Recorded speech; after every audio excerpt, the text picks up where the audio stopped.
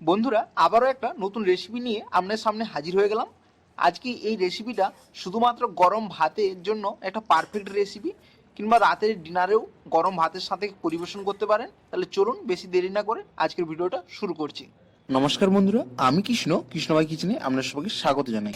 আজকে আমার রেসিপি হলো সর্ষে দিয়ে আলু ও সজনে ডাঁটার চচ্চড়ি। এই রেসিপির জন্য আমি এখানে নিচ্ছি সজনে ডাঁটা। এখানে আমি 5টা সজনে ডাঁটাকে আমি ছিলে নিয়েছি, দিয়ে আমি জলে ভিজিয়ে রেখেছি। আর এখানে আমি দুটো মিডিয়াম সাইজের আলু নিয়েছি, আর আলুটা এরকম লম্বা লম্বা করে কেটে নিয়েছি। আর এখানে দেখুন বন্ধুরা, আমি নিয়েছি সর্ষে। এখানে আমি এটা রাই সর্ষে নিয়েছি, আপনারা এর পরিবর্তে হলুদ সর্ষেও নিতে পারেন। আর এখানে 4-5টি আমি কাঁচা লঙ্কা নিয়েছি।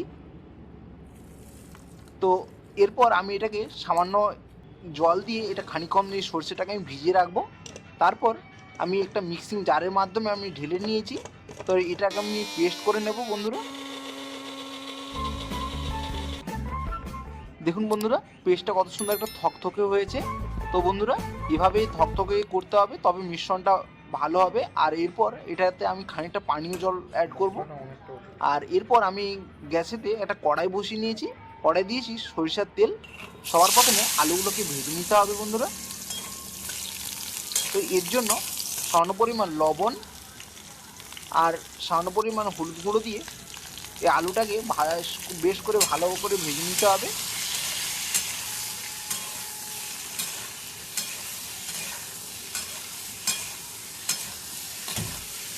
তো বন্ধুরা, এভাবে বন্ধুরা অনেকটা সময় ধরে ধরে ঢাকা চাপা দিয়ে বন্ধুরা আলুটাকে ভেজে নিতে হবে।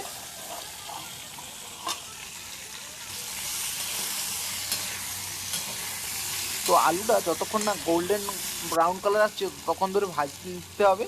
তো এরপর দেখুন বন্ধুরা, আলুটা প্রায় আমার 70% মতো ভাজা হয়ে গেছে। এর মধ্যে আমি যে সজনে ডাঁটা অ্যাড করছি, ভিজে রাখা সজনে ডাঁটাগুলো এর মধ্যে দিয়েছি। তো এরপরে সজনে ডাঁটা আর আলু একসাথে বন্ধুরা ভেজে নেব, কারণ ডাঁটা খুবই সহজেই গলে যাবে বন্ধুরা। তো তাই আমি আলু সব শেষে এই ডাঁটাটাকে আমি দিয়েছি। তো বন্ধুরা, এই একত্রে এগুলোকে একটু ঢাকা চাপা দিয়ে বন্ধুরা ভেজে নিতে হবে। তো বন্ধুরা দেখুন, কড়াইয়ে খানিকটা লেগে গেছে। তো অলরেডি আমার এখানে ভাজা কমপ্লিট হয়ে গেছে বন্ধুরা। তো এরপর আমি একটা পাত্রের মাধ্যমে এটা তুলে নেব। তো বন্ধুরা, ফাইনালি আমি তুলে নিয়েছি। তো এরপর ওই কড়াইতে আরও খানিকটা দেবো সরিষার তেল। এবারে মূল রান্নার জন্য চলে এলাম। তো এখানে আমি খানিকটা আধা চামচ মতো কালো জিরে দিয়েছি। তো এরপর আমি এখানে একটা শুকনো লঙ্কা দিয়েছি। এই রেসিপিটা পুরো সম্পূর্ণ বন্ধুরা নিরামিষ। তো এরপর আমি যে আগে যে পেস্টটা যে বানিয়ে রেখেছিলাম সেটা আমি অ্যাড করছি। সর্ষের পেস্টটা আমি পুরোপুরিটাই দিয়ে দেবো বন্ধুরা। তো ফাইনালি দিয়ে দেওয়ার পর এভাবে গ্যাসের ফ্লেমটাকে মিডিয়াম থেকে লো আঁচে রেখে এটাকে কুক করে নিতে হবে। খানিকক্ষণ ধরে এই গ্রেভিটাকে আমি ফুটিয়ে নেব বন্ধুরা। প্রায় 2 থেকে 3 মিনিট ধরে বন্ধুরা সময় ধরে ফুটাতে হবে।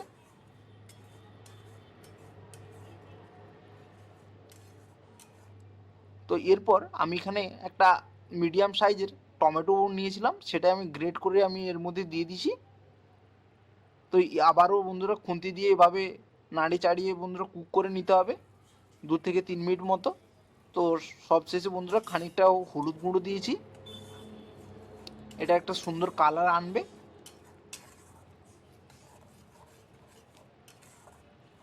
তো বন্ধুরা 2 থেকে 3 মিনিট পর দেখুন গ্রেভিটা এরকম একটা থকথকে কালার চলে এসছে। এরপর আগে থেকে ভেজে রাখা সজনে ডাঁটা আর আলুগুলোকে একত্রে দিয়ে দিয়ে এই মশলা যে গ্রেভিটা আগে থেকে করেছিলাম তার সাথে মিলিয়ে মিশিয়ে নিতে হবে। যেমনটা বন্ধুরা আমি করছি, এভাবেই বন্ধুরা করতে থাকবেন। তো বন্ধুরা, এই সময় গ্যাসের ফ্লেমটা অবশ্যই বন্ধুরা লো ফ্লেমেতে রাখবেন, না হলে নিচে গ্রেভিটা লেগে যেতে পারে। তো বন্ধুরা, এভাবে 2 থেকে 3 মিনিট পর নাড়াচাড়া করার পর আমি আগে থেকে বান্না বেটে রাখার যে জলটা ছিল সেটা আমি এর মধ্যে অ্যাড করে দিচ্ছি। তো এই জলটা দেওয়ার পর আবারও বন্ধুরা খুন্তি দিয়ে একটু নাড়াচাড়া করে খানিকক্ষণ ধরে ফুটিয়ে নিতে হবে। এবার গ্যাসের ফ্লেমটাকে একটু বাড়িয়ে দিলাম, আর স্বাদ অনুযায়ী বন্ধুরা লবণ দিয়ে দিচ্ছি।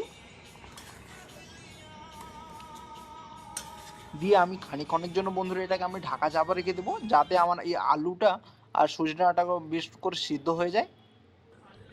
তো বন্ধুরা প্রায় 4 থেকে 5 মিনিট মতো আমি ঢাকা চাপা রেখেছিলাম। এর মধ্যেই বন্ধুরা আলুটা যেহেতু আমি আগে থেকেই ভেজে রেখেছিলাম, তাই আমার বেশিক্ষণ সময় লাগেনি বন্ধুরা। আর গ্রেভিটা আপনাদের মন মতো রাখতে পারেন। তো বন্ধুরা ফাইনালি বন্ধুরা দেখতেই পাচ্ছেন আমার সবজিটা পুরো রেডি হয়ে গেছে। তো খুব কম সময়েই বন্ধুরা এই রেসিপিটা তৈরি হয়ে যায়। আপনারা অবশ্যই নিরামিষ দিনে অবশ্যই এই গরম ভাতের সাথে এই রেসিপিটা একবার ট্রাই করতে পারেন। আশা করি বন্ধুরা ভালো লাগবে। আর এইটা একটু টেস্ট বাড়ানোর জন্য সবশেষে আমি 1 চামচ মতো সরিষার তেল উপর থেকে ছড়িয়ে দিয়েছি। তো যেহেতু এই রাই সর্ষে দিয়েছি, এর একটা সম্পূর্ণ আলাদা ঝাঁঝ আছে, তার উপরেও খানিকটা সরিষার তেল দিলে রান্নার টেস্টটা খুব ভালো হবে বন্ধুরা। তো দেখতেই পারলেন খুবই কম সময়ে আমি এই রেসিপিটা বন্ধুরা তৈরি করে দেখালাম। আশা করি আপনাদের কেমন লাগলো অবশ্যই তা কমেন্টের মাধ্যমে জানাবেন। তো দেখা হচ্ছে আবার একটা নতুন রেসিপি নিয়ে। ততক্ষণের জন্য ভালো থাকবেন, সুস্থ থাকবেন। আর দেখুন আমি সবশেষে বন্ধুরা আমি খাবারটা টেস্ট করে আমি দেখাচ্ছি। গরম ভাতের সাথে অবশ্যই খুবই দুর্দান্ত লাগে, আপনারা একবার ট্রাই করবেন। তাহলে দেখা হচ্ছে নতুন একটা রেসিপি নিয়ে, তখন যেন ভালো থাকবেন, সুস্থ থাকবেন। দেখা হচ্ছে নতুন একটা রেসিপি নিয়ে। ধন্যবাদ।